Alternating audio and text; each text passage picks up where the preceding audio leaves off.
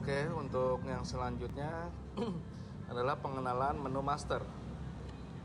Yang ingin saya kenalkan ada master metode pembayaran.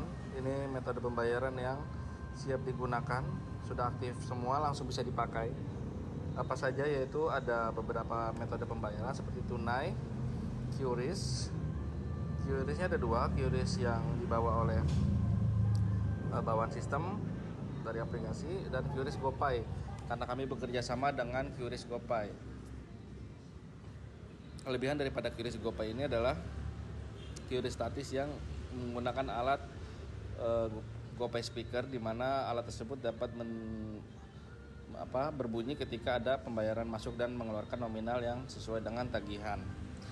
Dan QRIS GoPay juga di sini dapat digunakan untuk pembayaran pay letter yang sifatnya ringan, artinya di bawah 5 juta. Jadi masih bisa menggunakan transaksi QRIS GoPay. QRIS biasa juga bisa, tapi tidak bisa mengakomodir untuk pembayaran pay letter seperti itu. Kita juga menyediakan EDC untuk kartu debit dan kartu kredit. Untuk pembayaran yang nominalnya juga minimal 10.000 sampai dengan 100 juta masih bisa. Nanti untuk QRIS GoPay dan EDC Mandiri, karena pihak ketiga nanti kita ketika mendaftar sebagai merchant daripada POS DigiPay ID ini, maka kami akan menyediakan kerjasama dengan dua pihak terkait dari pihak vendor atau eksternal seperti kayak GoPay, QRIS dan EDC Mandiri. Akan kita bantu prosesnya sampai jadi. Ini membutuhkan waktu biasanya seminggu atau 2 minggu.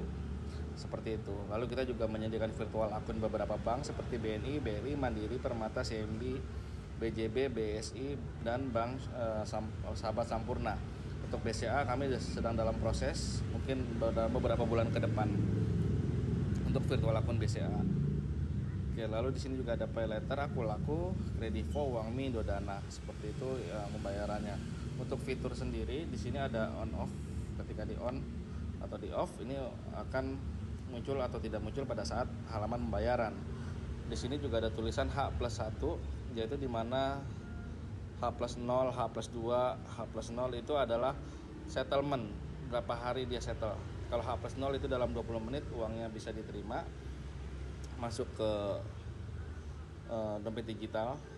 Dan 500 plus 0% atau 500 plus 1%, 500 plus 2% dan sebagainya, 2000 plus 3,5% adalah fee yang akan dipotong setiap transaksi masuk. Artinya di sini pay as you go, uang itu kita ambil ketika transaksi masuk.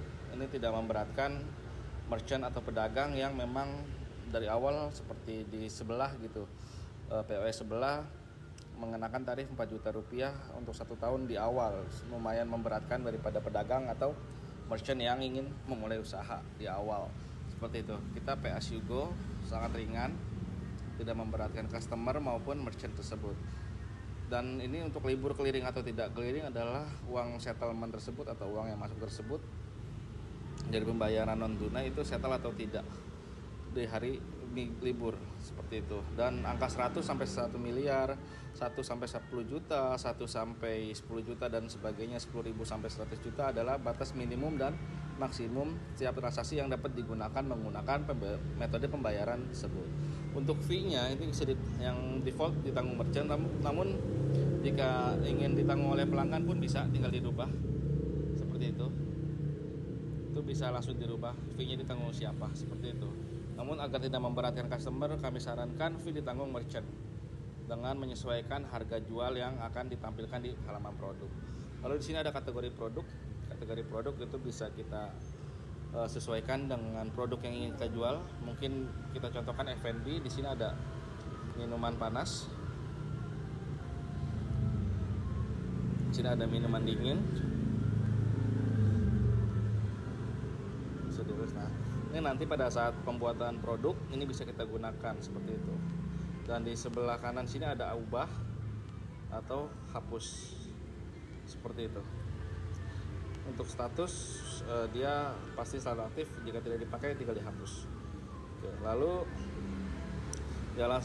di halaman selanjutnya sebelum ke produk kita lewat bawah dulu ya. Di sini ada master satuan. Master satuan adalah rangkuman dari tabel satuan yang akan digunakan untuk stok produk nanti. Seperti itu. Lalu ada stock of name. Stock of name ini kita bisa contohkan di sini ada penambahan stok, tapi kita harus buat dulu karena kita belum ada stok. Jadi kita penambah stok. Kode bahannya misalnya bawang merah BM1. Sini ada bawang merah. Harga beli bawang merah misalnya 25.000. Satuan bahannya gram, berarti stok masuk sekitar kalau 1 kilo adalah 1.000 gram. Keterangan belanja bawang merah. Karena hari ini andaikan hari Senin, jadi ini Senin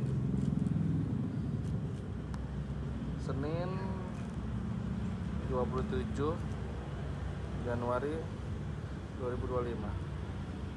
Oke, masuk stoknya. Jika nanti ada pengurangan stok secara manual di luar dari program aplikasi, kita bisa melakukan pengurangan stok di bahan yang sudah ada. Seperti itu. Pengurangan stok karena tidak memerlukan biaya, jadi langsung stok keluar. Misalnya stok keluar adalah 10 gram karena bawangnya busuk atau jelek. Tuh. Bawang busuk atau jelek. Jadi seperti itu. Jadi dia berupa jurnal. Nanti ada harga beli, terus ada stok masuk, stok keluar dan sebagainya. Total stoknya jadi akan muncul di sini. Seperti itu. Dan harga satuan per modalnya seperti ini. Lalu kita lanjut ke hak akses. Hak akses di sini ada beberapa. Seperti itu. Terus sini ada user. User adalah tadi yang kita gunakan untuk login ya, telepon, email dan sebagainya. Kita bisa tidak menambahkan user, sangat bisa untuk kasir contohnya, atau nanti untuk bagian merchant operator, atau untuk merchant finance atau owner juga. Jadi ketika owner lebih dari satu bisa dibuatkan akun lagi. Merchant finance, operator pun bisa, dan kasir. Atau di sini kita masukkan kasir nanti sesuai dengan email, passwordnya untuk dia login, email dan password, nomor WhatsAppnya untuk pemberitahuan di OTP dia tersebut agar nanti bisa login, nominal gaji berapa, lalu di sini pilih banknya, misalnya BCA,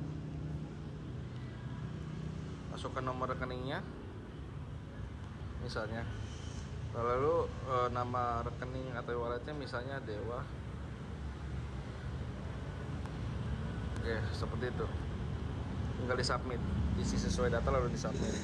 Nah, fungsi dari kasir ini juga beberapa untuk menerima orderan atau notifikasi orderan ketika ada yang melakukan pembayaran non tunai. Seperti itu. Lalu terakhir di bagian produk. Sini kita bisa menambahkan produk. Misalnya minuman panas yang tadi kita buat, kopi hitam. Kode produknya KH1. Barcode produknya jika ada diisi, jika tidak ada boleh tidak diisi. Nama produknya misalnya kopi hitam americano. Lalu keterangannya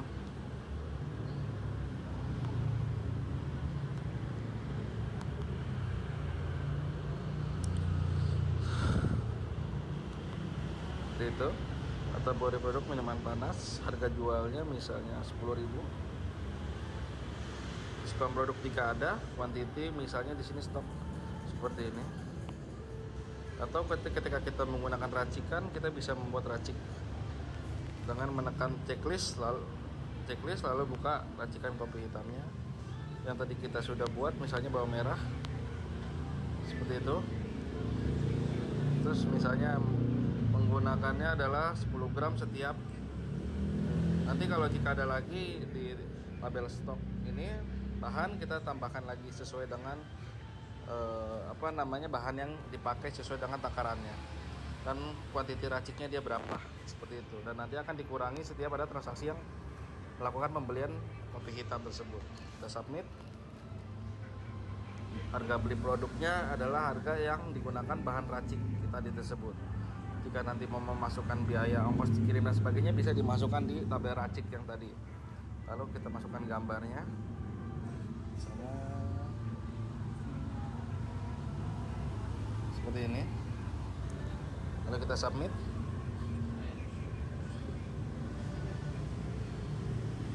Oke, produk sudah ada seperti ini, dan ini adalah ada ketika diklik dia akan memunculkan yang halaman yang tadi ada perubahan seperti itu. Dan hapus, kita bisa klik tombol hapus seperti itu. Terima kasih ini untuk bagian master. Terus selanjutnya ke bagian admin. Terima kasih.